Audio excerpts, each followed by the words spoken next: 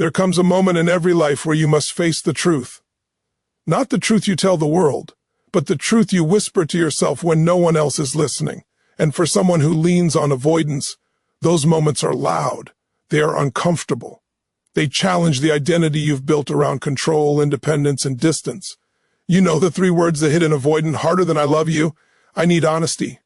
Not drama, not pressure, not emotional fireworks. Honesty. Because honesty requires presence. It requires stepping out from behind the fortress of self-protection and actually being seen. It demands ownership. Ownership of your fears, your desires, your patterns, your truth. And when someone looks into your eyes and says, I need honesty, they're not asking for perfection. They're asking for connection. They're asking for the real you.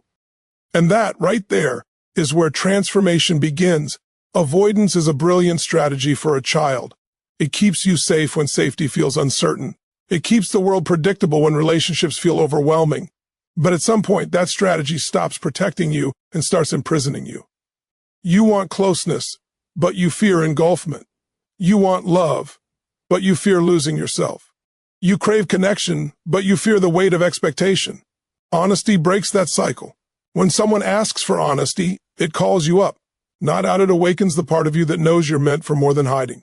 It reminds you that you are capable of depth, capable of truth, capable of love that doesn't suffocate but liberates. And honesty isn't just about speaking truth, it's about living truth. It's saying, I'm scared, I'm unsure, I'm overwhelmed. I need a moment.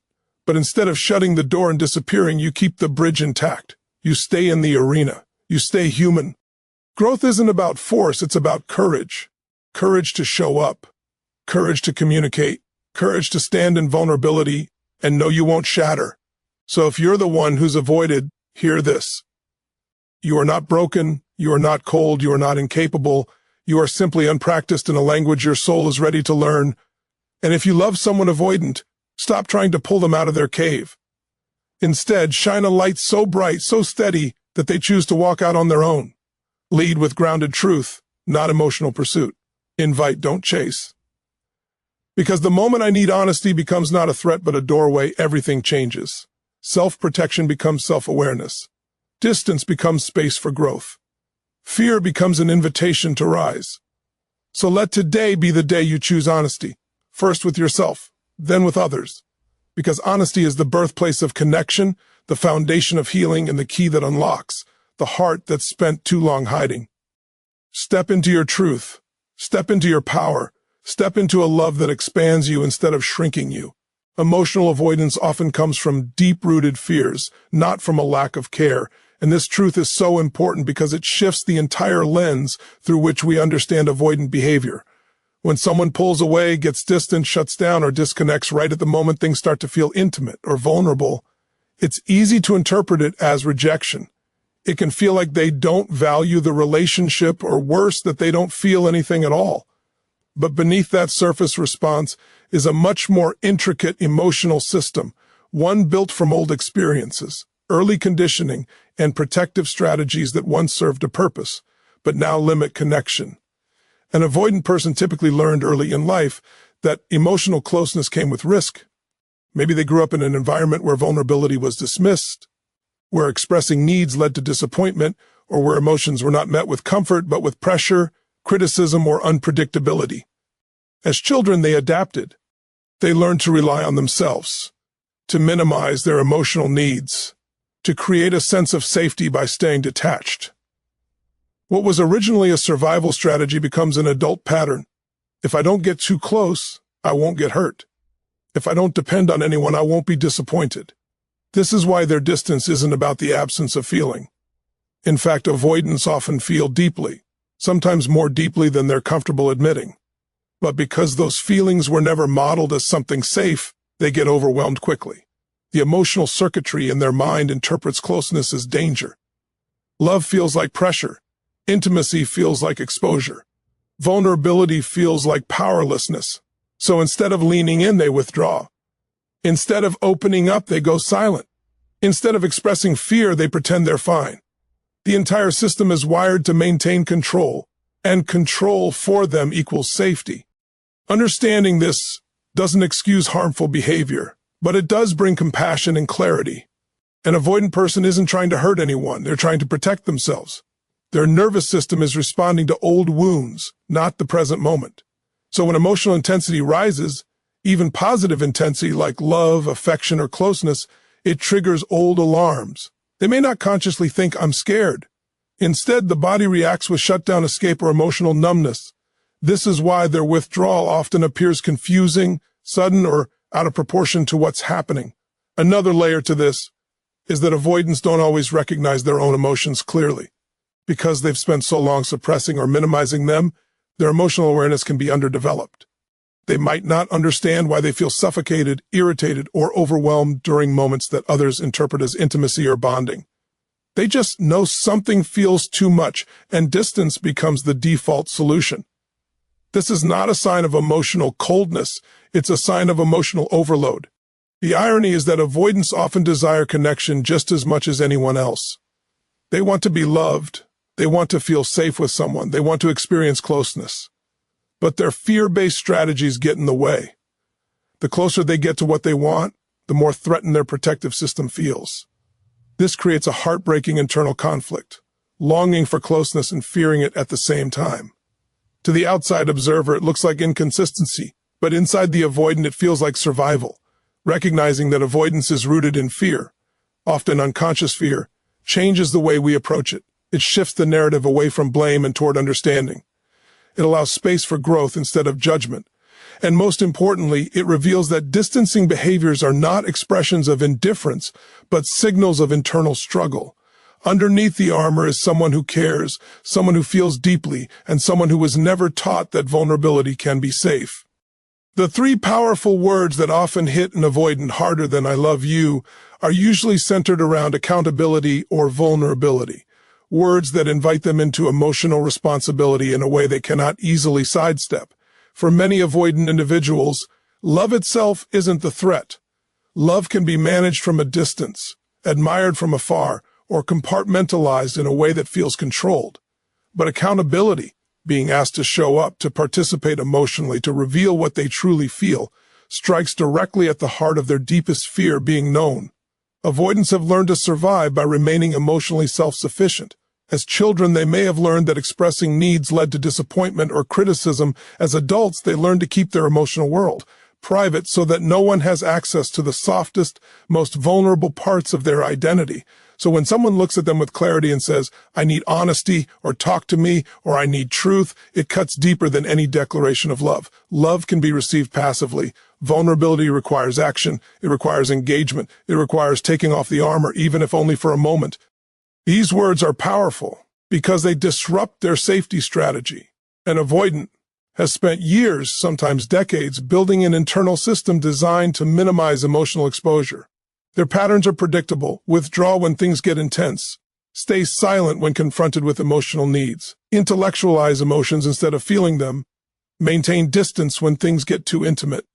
But accountability-based words interrupt that autopilot. They ask for presence, they ask for clarity, they ask for emotional involvement, they ask for a response that can't be delayed indefinitely. The reason these words hit so hard is that they challenge the avoidance belief about relationships. Most avoidants operate under the assumption that the safest way to love is by staying partially outside the relationship, 1 foot in, 1 foot out. They believe that emotional responsibility equals emotional burden, and emotional burden equals the risk of losing themselves. So when someone invites them gently or firmly into shared responsibility for the emotional space, they experience it almost like an internal alarm. It's foreign, it's uncomfortable. It confronts the part of them that has long believed they must handle life alone. Accountability-based requests also expose the tension between who the avoidant wants to be and the self-protective patterns that hold them back. Avoidants often want to be reliable, present, and loving partners. They want to communicate well, they want connection, but their instinct is to retreat, not because they don't care, but because they don't yet have the skills to navigate that level of closeness. When someone asks them to communicate, to open up, or to be emotionally real, they feel both the desire to step forward and the fear that doing so will make them vulnerable to hurt. This internal tug-of-war can be overwhelming. These three words, whatever form they take, also represent a mirror. They reflect the avoidant's emotional limitations, not as a judgment, but as truth. And truth is powerful. Truth reveals where they've numbed out, where they're hiding, where they've built walls. Truth exposes the emotional gap between what they want and what they've been willing to give. This can be confronting, even painful, but is also where transformation begins. Because no avoidant grows through comfort. They grow through clarity, compassion, and reminders that connection requires participation. Not perfection, but participation.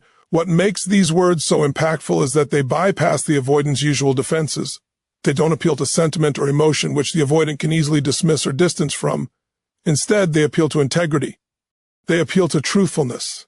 They appeal to the part of the avoidant that wants to be trustworthy, grounded, and mature. They appeal to the part of them that knows deep down they're capable of more than silence and withdrawal. When spoken calmly and with presence, these accountability-based words do something remarkable.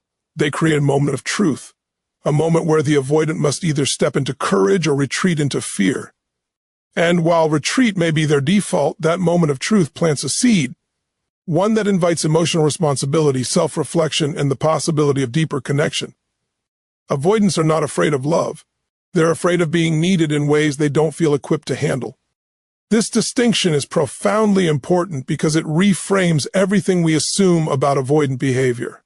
The stereotype is that avoidant people run from love because they don't want intimacy or don't care enough. In reality, they care deeply, sometimes more intensely than they can admit, even to themselves. Love is not the threat. The threat is the weight they imagine love will place on them. The possibility of disappointing someone, losing their freedom, failing to meet expectations, or being overwhelmed by emotions they never learned how to navigate.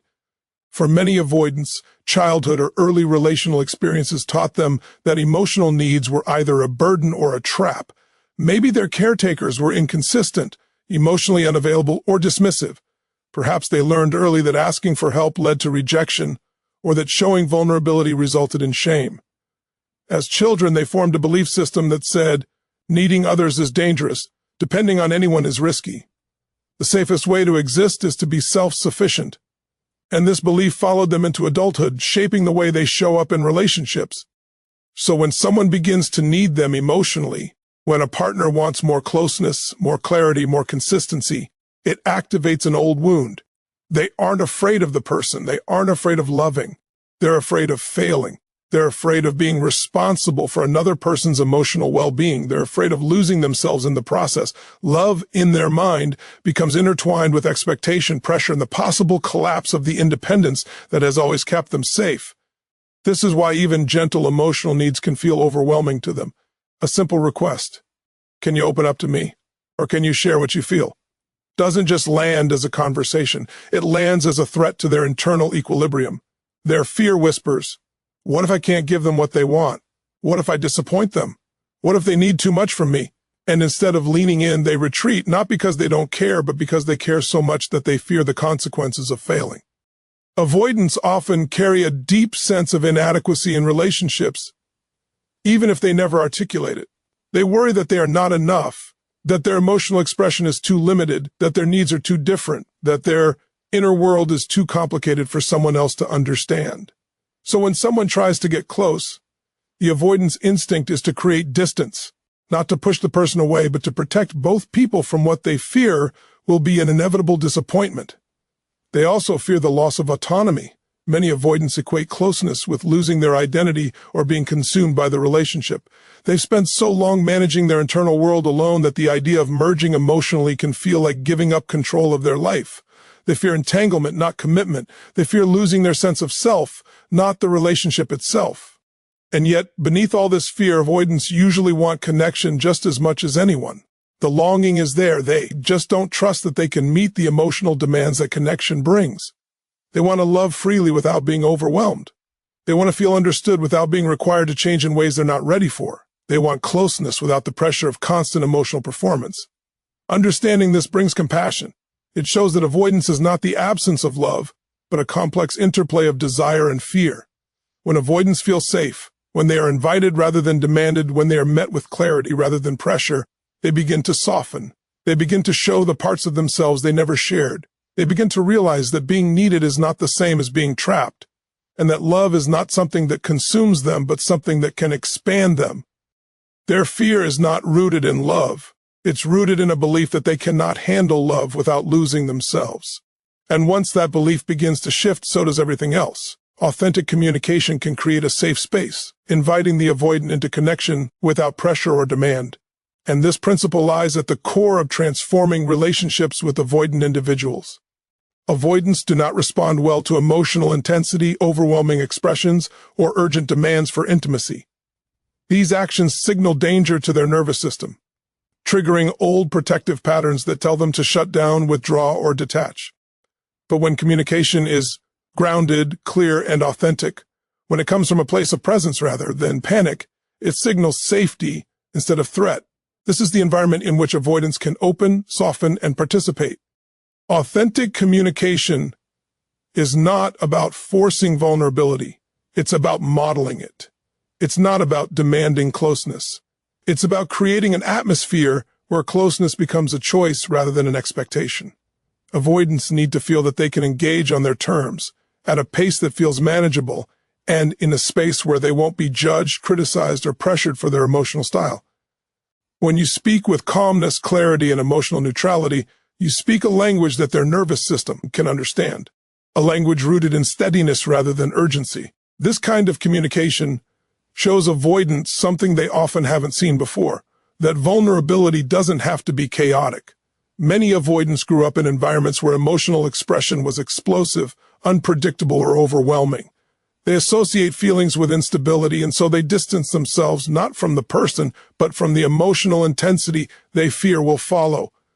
When you communicate authentically without escalating or becoming reactive, you help rewrite those old associations. Authentic communication is also deeply grounded in self-awareness. It requires you to express what you feel without blaming, shaming, or making the avoidant responsible for your internal state. Avoidants fear being needed in overwhelming ways. So communication framed as you must, or you always, or you don't, triggers immediate withdrawal. Instead, language rooted in personal truth, I feel, I need clarity, I want to understand you better, feels safer because it does not demand emotional labor. It simply invites connection. An avoidant responds better to invitations than expectations. When you invite them into a conversation gently, without emotional heat, you give them space to regulate their own internal world. They need room to breathe. They need time to process. They need to know they won't be punished for honesty. Authentic communication respects these needs. It holds space without collapsing into silence or exploding into pressure. Another essential aspect of authentic communication is consistency. Avoidants need to feel that the emotional environment around them is predictable. Sudden shifts, one moment warm, the next moment accusing, create instability that reinforces their belief that closeness is dangerous. When you communicate consistently and with emotional governance, they begin to trust that your presence isn't conditional or volatile. This trust lays the foundation for deeper connection, because avoidance can only open in environments that feel emotionally stable. Authentic communication also reframes conflict for avoidance.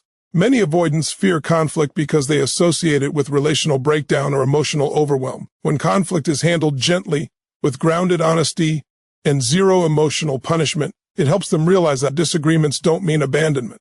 They learn that they can engage rather than escape. Over time, this helps them develop relational courage, the confidence to stay instead of retreat. Creating a safe space doesn't mean suppressing your own needs or walking on eggshells. It means expressing your needs clearly, calmly, and with respect for both your emotional experience and theirs. Avoidants can feel safe when communication honors boundaries, both yours and theirs. They need assurance that their internal pacing will be respected, while also witnessing your willingness to be transparent and grounded. At its core, authentic communication communicates something powerful. You are safe with me, and I am safe with myself. This message dissolves the avoidance fear response and opens the door to genuine connection. When they sense that the emotional playing field is stable, that you are not demanding but inviting, not pressuring but present, they feel something they rarely feel in relationships: relief. Relief that they can show up imperfectly, gradually, and truthfully without disappointing or being overwhelmed. It is through this safe, authentic communication that avoidants begin to lean in instead of pull away, choosing presence over protection and connection over fear. Transformation begins when we stop chasing and start standing grounded, offering clarity instead of emotional pursuit. This truth is essential in any dynamic involving an avoidant, because chasing, emotionally, verbally, energetically, activates their deepest fears and reinforces the very patterns that keep them distant. When someone pursues an avoidant with urgency, pressure, or heightened emotion, the avoidant's nervous system interprets it as a signal that they're losing control of the situation. Control for them equals safety. So the more they sense emotional pursuit, the more they retreat into silence or detachment as a way to protect themselves. But something powerful happens when you shift your energy from pursuit to grounded presence.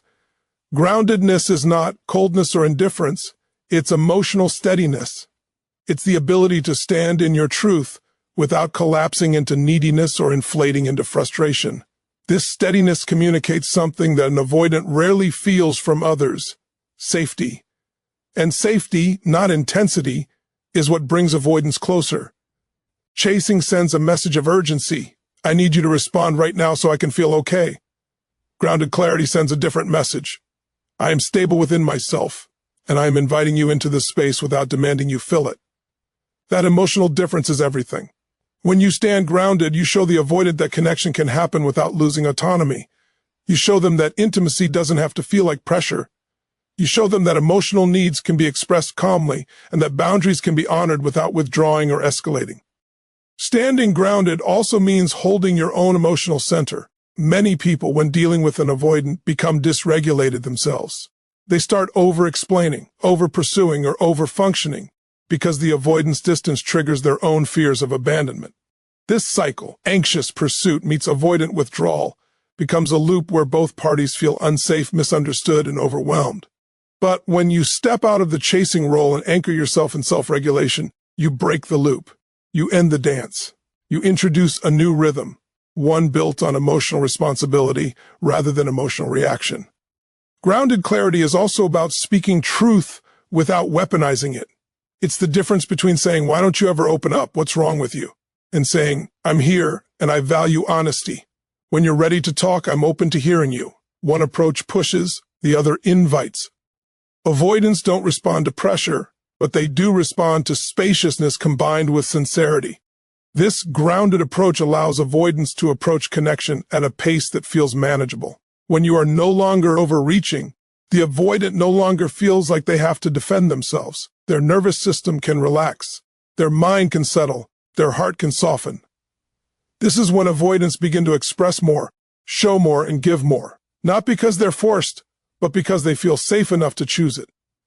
Standing grounded also teaches a deeper truth about relationships. You cannot regulate someone else's emotional world, but you can regulate your own.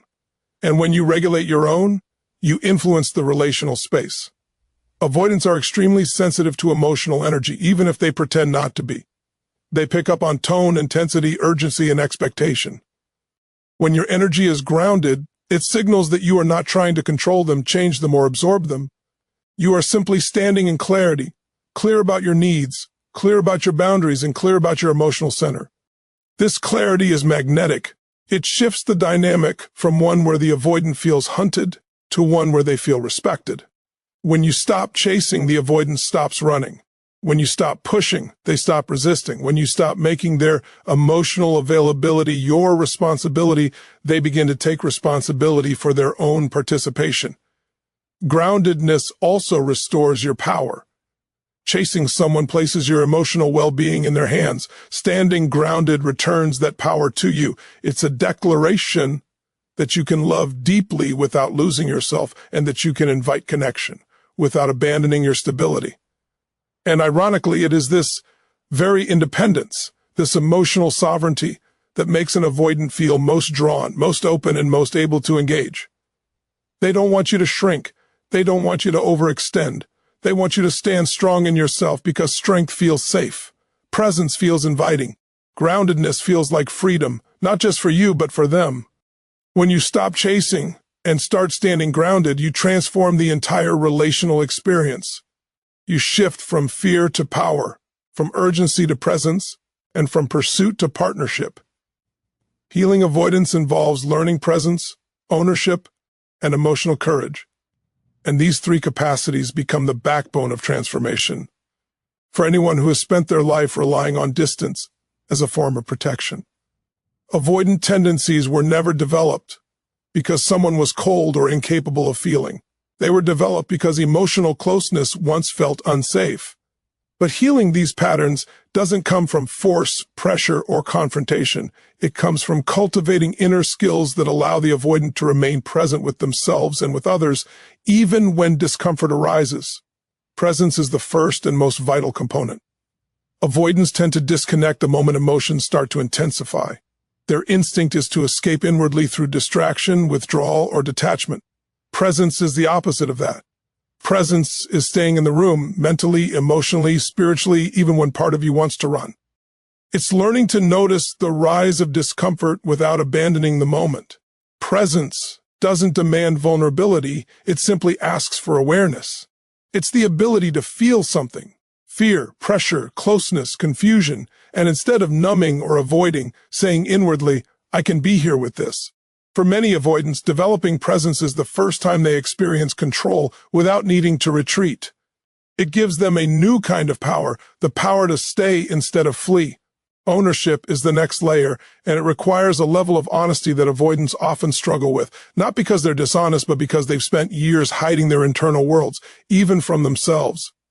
Ownership means acknowledging your patterns without shame. It means saying, I'm withdrawing because I feel overwhelmed, or I'm shutting down because vulnerability scares me, instead of pretending nothing is wrong or blaming the situation.